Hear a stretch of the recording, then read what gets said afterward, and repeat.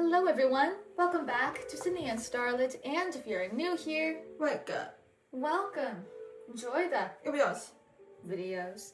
So today, me and Sydney are going to be reading Disney's The Prince and the Pauper. So let's begin.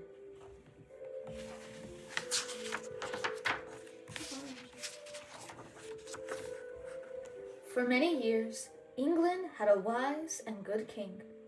The people were happy under his rule, but by and by the good king fell ill. Soon the greedy captain of the guard, Captain Pete, saw his chance to rob and terrorize the people. Without firewood to heat their simple homes and enough food to eat, people suffered terribly throughout the land. It seems that no one could save the kingdom from the thieving Captain Pete. Until one day, "Kindling, fresh kindling," called Mickey. Beside him, Goofy shouted, "Get your snow cones here, plain and rock and twig." The two friends were hungry and cold too, but they tried to make the best of things. Suddenly, a coach full of Captain Pete's soldiers spun around a corner, spraying snow in Mickey's and Goofy's faces. Mickey's dog, Pluto, shook the snow from his snout and took off after them. Mickey chased Pluto all the way to the castle. When one of Pete's guards caught sight of Mickey, he bowed so low that his nose almost touched the ground. "Welcome home, young prince," he said. "You fool!" growled Captain Pete. "Don't you know the prince is still up in his room?" He grabbed Mickey and was about to throw him out when the prince called down to Captain Pete. "That is no way to treat one of my subjects. Unhand the lad and send him up to me." As Mickey tried to find the prince's room, he stared at the luxurious castle furnishings. He was so busy looking around that he forgot to watch where he was going. With a loud crash, he stumbled into several suits of armor. Just then, the prince appeared. He was about to greet Mickey when the helmets toppled onto each of their heads. Mickey and the prince pulled off their helmets and gasped. "You look just like me!" cried Mickey. "No, no, no!" cried the prince. "You mean you look just like me. Exactly like me." Then the prince had an idea. "I could take your place for just one day. I'm tired of being a prince," he said. "I'm tired of studying and fencing and never having time for myself. I'd like to see what's going on outside these castle walls." "If we swapped clothes," he told Mickey, "you could live like a prince for a while, and I could walk around the kingdom just like any ordinary citizen." "But I don't know how to be a prince," said Mickey. "Don't worry," said the prince. He gave Mickey some royal clothes. "To govern, you need to only say, 'Splendid idea. I'm glad I thought of it.' And 'Guards, seize him!'" The prince put on Mickey's clothes, climbed through the window, and slid down a vine. "I'll be back in the wink of an eye," he called. Mistaking the prince for Mickey, Captain Pete grabbed him as he reached the ground. He placed the prince in a catapult and fired him over the castle wall. "And stay out," Captain Pete shouted. The prince landed on his face in the snow, and Goofy and Pluto ran over to help him. As soon as Pluto sniffed the prince, he knew it wasn't his master, Mickey. So Pluto trotted off to the castle gate to wait for the real Mickey. "Gosh, Mickey," cried Goofy. "You shouldn't jump over walls and land on your head like that. You could get hurt." Of course, the prince had no idea who Goofy was. "I'm Goofy, remember?" said Mickey's friend. "So I see, my good man," the prince mumbled. "But I really must be going. Ta-ta." Now Goofy was really confused. Mickey had certainly never talked this way before. Once the prince managed to get away from Goofy, he began to enjoy his new surroundings. What a nice little place, he said to himself. I really must try to come here more often.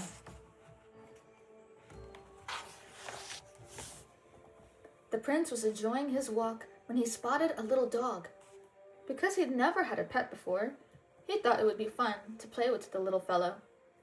But the little dog had bigger friends who thought chasing the prince was even more fun. Back at the castle, Mickey was quickly becoming bored with the life of a prince. He didn't like spending his day taking all those lessons, not when he could be eating instead.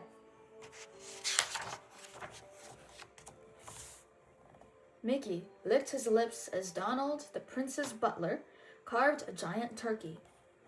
Mickey was about to help himself, but Donald pushed him away. Your Highness, said Donald. Not yet. Remember, I have to taste test it first. What if one of your enemies is trying to poison you? What enemies? Asked Mickey. But Donald didn't answer. His mouth was too full, and before Mickey could get a taste, Donald gobbled up everything on the platter. Outside the castle, the real prince quickly discovered that the greatest enemies of the townspeople were the king's own soldiers. Captain Pete had been ordering his men to steal everything they could carry. The prince was horrified. As your prince, I command you to give back everything you have stolen, he declared. Prince? Scoffed the soldier. Oh, I get it. You forgot to wear your crown today, he said, as he clobbered the prince with a pumpkin. How's that for a crown? Then the prince remembered something.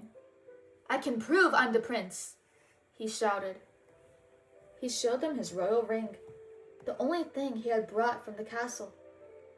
Everyone bowed when they saw it, even the soldier who had a cart of stolen food. It is the prince, he cried. The prince quickly took charge of the food and began to give it back to the hungry people. He handed out loaves of bread and chicken, sausages and hams until all the food had been returned. Hooray for the prince! Shouted the happy crowd. Not everybody was happy about the prince's kindness. Least of all, Captain Pete's spies, who ran off to tell him about what the prince was up to. Pete quickly found the prince and had him thrown into the castle dungeon. Donald was imprisoned too. The prince wept as he sat on the cold stone floor. Because he had changed places with Mickey, he had not been with his father when the king had died. And now Mickey, the pauper, would be crowned king. Suddenly, there was a sound of heavy footsteps. Donald and the prince peered through the cell door to see a tall, dark figure coming toward them. He was carrying a very sharp axe. It's the royal executioner, gasped Donald. Captain Pete must have sent him. The prince and Donald shuddered as the executioner approached. To their great surprise, he tripped on his long robe and knocked the guards unconscious with the side of his axe. Gosh, I sure am sorry, cried Goofy as he pulled off his hood. Donald grabbed the keys from Goofy and unlocked the door. Meanwhile, Captain Pete continued his evil plan. He was forcing Mickey to become the new king. To make sure that Mickey would obey his orders, Pete had kidnapped Pluto. Pete knew that Mickey would never do anything to put his dog in danger. With Mickey on the throne, Captain Pete would control the kingdom. Just as the crown was about to be placed on Mickey's head, Mickey ducked and said, "Stop! Captain Pete is a traitor! Guards, seize him!" "The boy is an impostor!" shouted Pete. "But I am not," called out the prince, bursting into the room. As he rushed toward Captain Pete, he snatched a sword from a guard, and the fight was on. Goofy and Donald were doing their best to help the prince. Donald swung an axe and sliced the ropes that held up the chandelier. It fell down on the whole crowd of soldiers. When the brave prince knocked Pete's sword out of his hand, the townspeople cheered. "Off to the dungeon with them!" commanded the prince. The townspeople tied up Pete and his men and led them away. Then it was time for the ceremony. The real prince was crowned king, and the people could feel safe once more with a kind and generous ruler. The people all lived happily ever after, thanks to Mickey, Goofy, and Donald. That is the end. So that is it for today, everyone. We really hope you all enjoyed it, and we will see you all next time. Ciao! Pick out your favorite page. And your favorite character.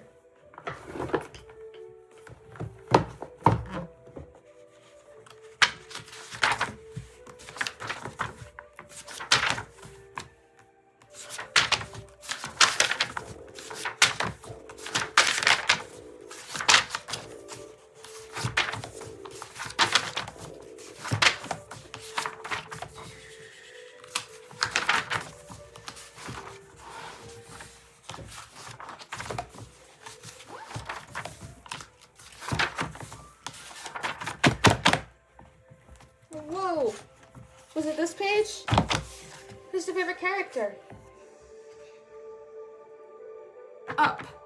The word up. Very good choice. Not to be confused with down. Bye-bye. Up.